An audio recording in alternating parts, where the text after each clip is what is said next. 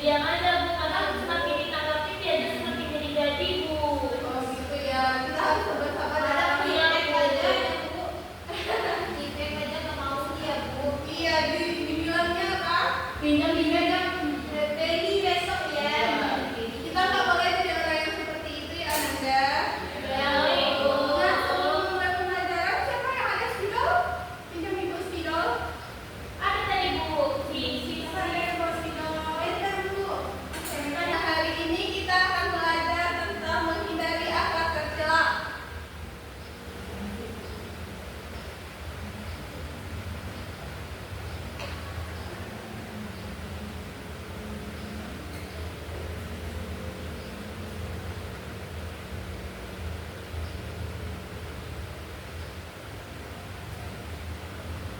Nah, di sini akhlak tercela itu ada 5, ada 4. Yang pertamanya itu ada Anania, yang kedua putus asa, yang ketiga kodab, dan yang keempat adalah tamak. Pada hari ini kita hanya akan belajar 2, yaitu Anania dan putus asa. Sebelum kita masuk pembelajaran, kita harus mengetahui dulu tujuan pembelajaran kita pada hari ini. Tujuan pembelajaran kita pada hari ini yang pertama itu kita mengetahui pengertian tentang Anania dan putus asa.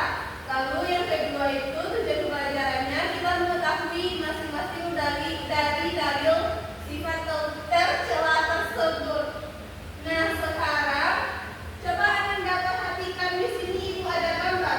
Siapa yang bisa mendefinisikan gambar pertama? Bisa Bu. Coba bisa. Peluit dia Bu. Dia nggak mau bagi makanan. Habis itu, terus ada itu di bawah gambar di bawahnya dia putus asa bukanan nilainya 45. Nah, gambar pertama itu kalau kita bilang dalam kehidupan sehari-hari disebut apa ya Nanda? Pelis. Oke, pelis juga kan kamu berarti. Nah, pada gambar yang pertama itu disebut dengan Anania. Apa itu Anania? Anania itu artinya egois. Pengertian Anania artinya egois, yaitu sifat yang hanya mementingkan diri sendiri dan meremehkan orang lain, tidak mau mendengarkan pendapat orang lain, serta Anania tersebut merupakan penyakit hati yang jika dibiarkan akan menjadikan kita sebagai orang yang sombong, kikir, dan juga dengki. Nah, pada gambar yang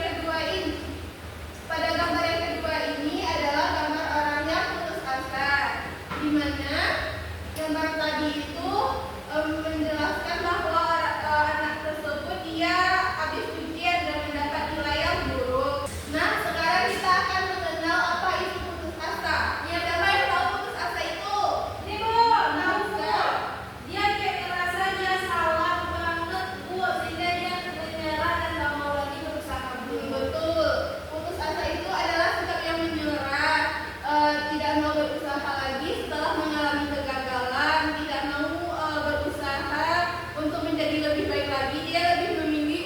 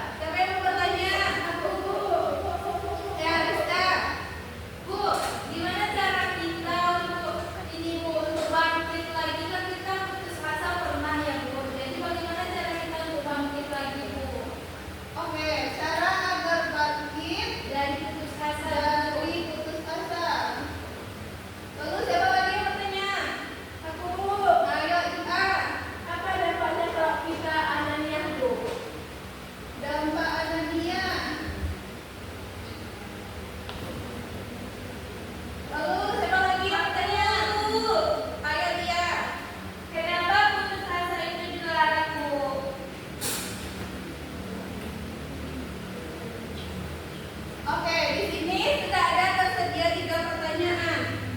Nah, sekarang Ibu akan membagi Ananda menjadi 3 kelompok. Kelompok yang pertama, Naila sama Nita menjawab pertanyaan yang pertama, nanti dipresentasikan ke depan.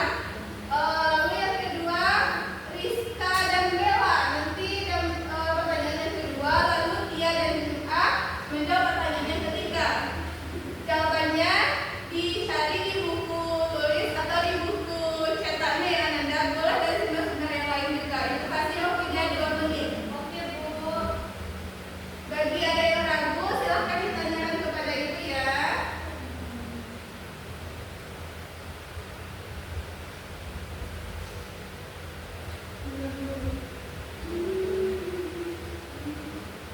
Kalau udah terjawab, dapat apa, Bu?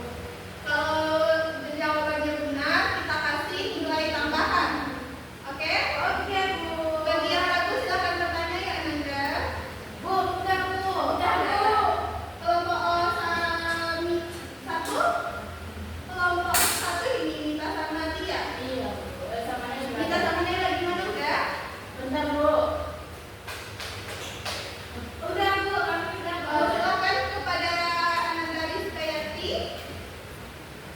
Baik, kami dari kelompok 2 akan menjawab pertanyaan dari kelompok 1, yaitu dampak Anania. Dampak Anania yang pertama adalah merusak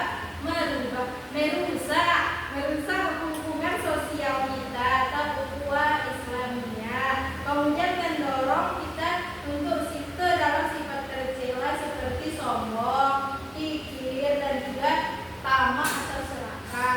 Kemudian menghalangi keberkahan kita dengan menjauhkannya dari sifat tolong menolong dan hilang empati, dan sangat-sangat dianjurkan oleh dalam Islam untuk menghindari anania. Nah, betul. Kita kasih tepuk tangan untuk kelompok satu. Oke, kelompok selanjutnya.